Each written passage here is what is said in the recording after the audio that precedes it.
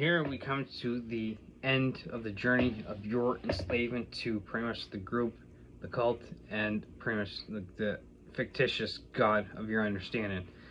So, with step 12, having had a spiritual awakening as a result of these steps, we tried to carry this message to alcoholics and to practice these principles in all our affairs. So first off, so now that we've become enslaved, instead of haven't had a spiritual awakening, so instead of that, instead we now have become enslaved by the cult, the group, and the god of understanding. We now need to since we're now completely freaking miserable in our daily lives, because all getting back to hey, look, we're completely powerless, we're completely hopeless, and we're completely worthless and everything. We're completely miserable, so we have to start spreading the message to alcoholics. And of course, if you take a step back and look at in DSM, last time I checked, there was no such thing as an alcoholic in the DSM. Now there's alcohol abuse, which is kind of could also be used as alcohol use disorder. So, and of course there are several levels in sense severities of it. There's mild, moderate, and severe. So, okay, so we're supposed to come up with some made-up terminology that doesn't really have any use, or doesn't really have any place in the 21st century and everything. So now, back in the 1930s, when the Big Book was written and published, sure, that's what we called people who have alcohol abuse problems, or did. Okay, they're alcoholics and everything. So now, like I said, as I got an itchy eye and everything, in the DSM, you won't see anything mentioned of alcoholics or even junkies or drug addicts or whatever. You see a drug or alcohol abuse or use disorder, and it also depends on the severity. Like I mentioned, mild, moderate, severe. So mild might be someone in case of alcohol, maybe someone who maybe binge drinks once or twice a year or something, and for the most part stays away from alcohol. So maybe a New Year's, you go on a 3 or 4 day bender, and then 5-6 months later you go on another 4 or 5 day bender or whatever. But for the most part, you can pretty much stay away from alcohol.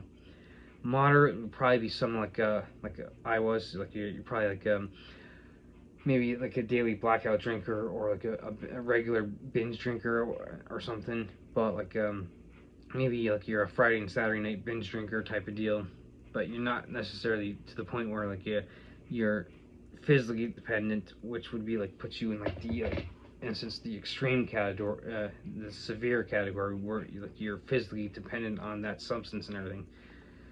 So these made up principles, though, and of course it's just kind of in the case of the good old Big Book, it's just a bunch of mumbo jumbo, oh hey, look, trying to throw paint on the wall, oh here, we'll do this and everything. So now I say that because if you get back into it and into the history, you'll realize that the founders were actually part of the Oxford group, which is all about God control. Now of course the Oxford group is still around, it's just under a different name right now. So it's not necessarily spiritual principles, it's cult principles. Hey, look, you have to become under God control and pretty much adhere to these and everything. So it's one of those things that gets into, now that you've completed this journey of becoming a slave and everything, you're pretty much now dependent on the group and everything to stay sober. So a lot of times what people in the groups will say that look, your only other options are jails, institutions, or death. Or a lot of times they'll say oh hey, look, if you leave, you're going to drink again and everything. So now of course they don't necessarily word it like that. They a lot of people will sit there and word it well, I know if I were to leave, I'd be in either a jail, an institution, or I'd be dead. Or if I were to leave, I'd be drinking again and everything. So they don't necessarily come outright and say that you have to do this. They imply that you have to do this because in a roundabout way, like, oh hey, look, I'm an alcoholic, so are you. So in that way, you have to do these stuff and everything. So like, that's why you become a slave with these steps and everything, going through this whole process. Because once you're very you're in a very impressionable state once you start to come off like your drug and alcohol abuse. So when you're sitting there listening to people say that, like, well, I'd drink again if I were to leave AA and everything, you're under an impression like, oh hey, look, all these people are like me, so I have to stay in order to, otherwise I'll drink again. Or like, they'll say like I said, jails, institutions, or death. Well, I would be in one of those if I left or again. So then it gets into your being in a very impressionable state. Well, hey, look, if this is going to be like what they're like, well, hey, look, I have the same problem and everything. Well, then like I have to do exactly like they do. So that's where pretty much the enslavement starts. And then like I said with the step 12 here. Oh, now that you finally completed your enslavement, now you got to start going out and bringing the message so you can help people. When on actuality you're only bringing people in so they can be as miserable as you and everyone else around you. So that's why like I always reiterate the alternatives so that way you can move on with your life. And for instance, like smart recovery. I always use smart recovery as an example, only because of the fact that I'm most familiar with that and everything. So like for instance, like if I had come across smart recovery from the get go, there was no way I would have joined AA in the first place. Because like when I first finally got to the point where like, oh look, I'm done with my bullshit and everything. Well, hey, AA's right here. Like, oh, it's the only option and everything. Not realizing that there were other options out there. So again, if I had found smart recovery from the get go, I would have found something that I could have used to, much more advantageously, to be able to move on with my life much more faster. Because when I I know when I first start like, oh, you know what, I need to quit and everything. Now, of course, my example is only like an anecdotal evidence and everything. So like, you kind of have to take it like, all right, here's a grain of salt. This is how he did it.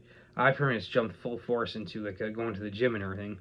And looking back, is like I actually got more benefit out of going to the gym.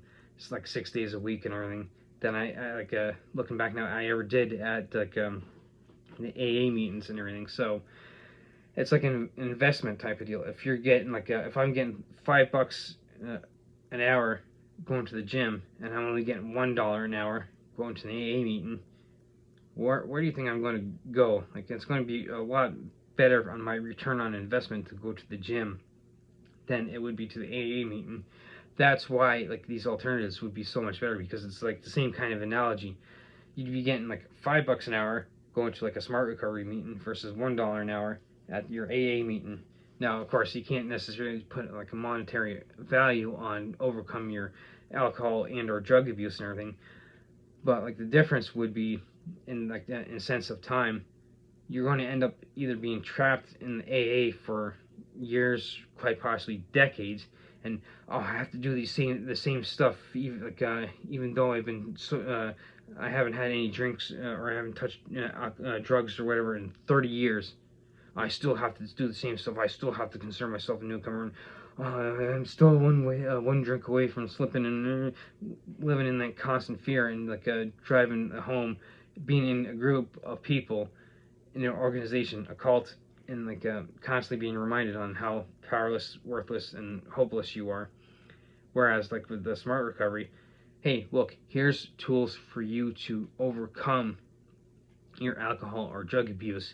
And so that way you can move on with your life, and you're not sitting there constantly worrying about, am I going to drink today? And like, oh, I only got today. And like, you're not like, in essence, increasing the anxiety over like drinking or using again.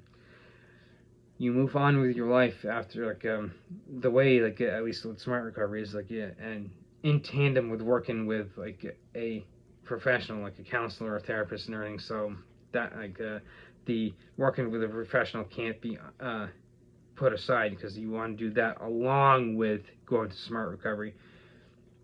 I would say, like, if I mean, there's no certainty, but like in my case, if I had gotten into smart recovery from the get-go, I would have moved on 6 months, maybe a year into it, and I would have gone on with my life a lot quicker than spending like the 2.5 years in AA, because like I said, one of the things they, in a sense, drill into your head, like, oh hey, look, if you leave, you're going to drink again.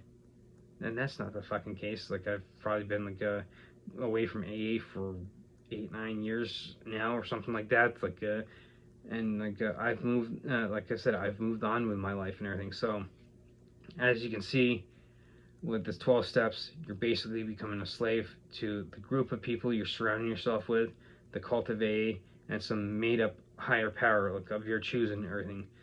So to end this kind of series of going through the 12 steps, I want to reiterate, instead of going through the steps to become someone who always views themselves as powerless, hopeless, and worthless, get into your alternatives and actually ditch the negative thinking and get on your life a lot faster than you would if you were ever to join the cult of AA.